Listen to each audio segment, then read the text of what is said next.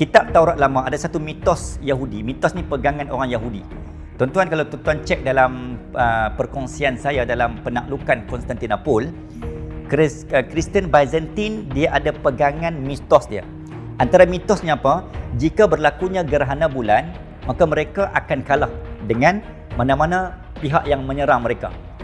Akhirnya tuan-tuan, pada malam 29 Mei bila datangnya kumpulan Al-Fatih, berlaku gerhana bulan. Memang benar, mitos mereka, tuan-tuan mengatakan bahawa mereka akan kalah dan jatuh serta runtuh. Akhirnya tewas kepada tentera Sultan Muhammad Al-Fatih. Okey, kembali kepada perbincangan ini. Yahudi percaya, tuan-tuan, sallallahu alaihi wasallam, dalam kitab Taurat lama, ini mitos Yahudi. Mereka hanya mampu berkuasa, dalam kitab mereka, berkuasa dalam ke atas Israel ataupun Palestin hari ini hanya selama 76 tahun. Okey, tuan-tuan cek. Okey, kalau saya tanya tuan-tuan, bilakah penguasaan dan pendudukan Yahudi, kita kata secara rasminya, ke atas bumi Israel ataupun Palestin? Jawapannya, ya, saya yakin tuan-tuan mampu menjawab. 1948. Okey, 1948 secara rasminya. Tuan-tuan, 1948 jika dikira 76 years. Okey, kalau kita merujuk kepada tahun hijrah. Sebab kalau disebut dalam kitab Taurat lama ni dia perkiraan tahun hijrah. 1948 bersamaan dengan 1367 tahun hijrah. Okey, saya kata apa tadi? Dalil yang saya bawa berdasarkan mitos pegangan kaum ataupun agama Yahudi dalam kitab Taurat lama mengatakan mereka hanya mampu memerintah Palestin ataupun Israel selama 76 tahun.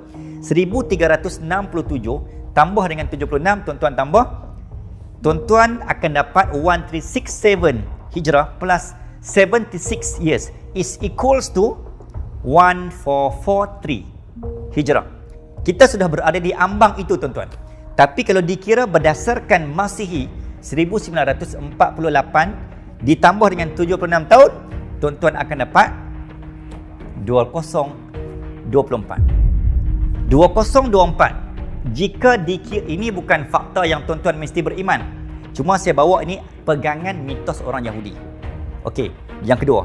Yang ketiga, tuan-tuan, muslimin dan muslimat rahimakumullah, andai kita merujuk kepada hadis yang kita pernah belajar selama ini, every 100 years Allah akan menghantar mujaddid. Okey, ataupun kita sebut sebagai seorang pembawa yang akan mengembalikan kesucian, kemuliaan, keagungan Islam di atas muka bumi Allah.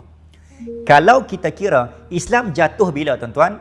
Rasminya 1924. Runtuhnya Daulah Khilafah Uthmaniyah 1924. 1924, tuan-tuan, kita dah ranak, kita dah tertiarap sampai malam ni, sampai hari ni, sampai tuan-tuan sedang saksikan kuliah ini. Dah berapa tahun, tuan-tuan? Hari ni dah 2021. Lebih kurang sudah 97 ke 97 tahun, hampir 97 tahun, tuan-tuan. Kalau merujuk pada hadis ni, every 100 years, maka Islam akan muncul seorang. Kita tak pasti siapakah seorang itu. Kalau dulu kita ada Hasan al-Banna, mungkin pada zaman 1600 kita ada sultan-sultan, 1400 kita ada Sultan Muhammad Al-Fatih, 1500 kita ada Sultan Sulaiman Al-Qanuni yang memperbaharui, yang tajdid, yang islah, yang angkat kembali maruah Islam. Sallallahu alaihi wasallam. Okay, dulu ada sultan-sultan ataupun sebelum tu kita adalah khilafah Abbasiyah dan seumpamanya, Harun Ar-Rasyid, Sultan Alauddin Al-Ayubi, Salahuddin Al-Ayubi. Ini pembawa Islam angkat. Tapi bila 1924, kita tak ada tokoh yang betul-betul secemerlang dan segemilang tokoh-tokoh yang saya sebutkan tadi. So, siapakah dan bilakah? Sebab kita dah 97 tahun, maka berbaki 3 tahun saja lagi.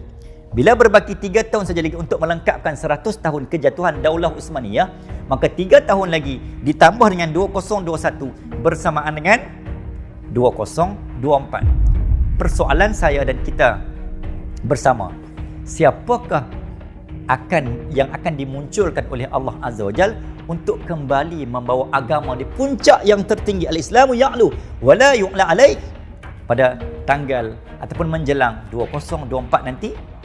Sama-sama kita akan saksikan.